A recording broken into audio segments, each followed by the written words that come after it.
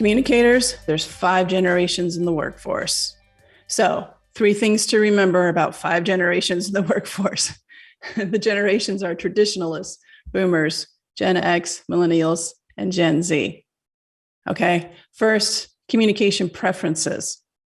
So learning what each generation prefers to be communicated by. So look at your communication channels. Make sure you don't always have just the latest and the greatest, but where are your people? How are they receiving the information? And understand that there may be some generational preferences to how they're communicated to. Some people prefer the phone. Some people prefer instant message. Understand from your workforce what their communication preferences are. The communication audit can get you there. That's something that Reagan Consulting Group can help you with. Now, the second thing, break stereotypes. So there's these stereotypes around, oh, if you're older, you're not as savvy. Look, my mom knows Facebook better than I do. I'm Gen X. She's boomer. We got to look to break stereotypes. And that's through our visuals as well as our language. That brings me to point number 3, inclusive language.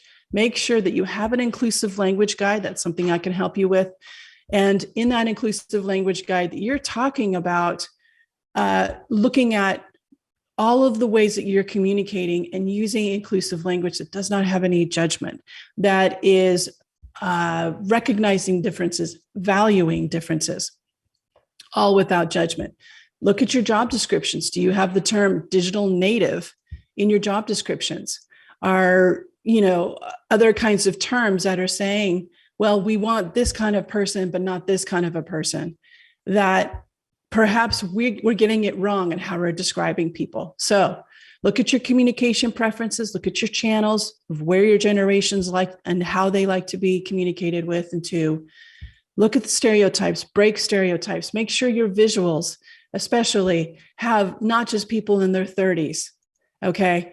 Represent all of your workforce so they can all be seen, heard, and valued. And look at your language and make sure you're inclusive. You're not using any language that is leaving people out.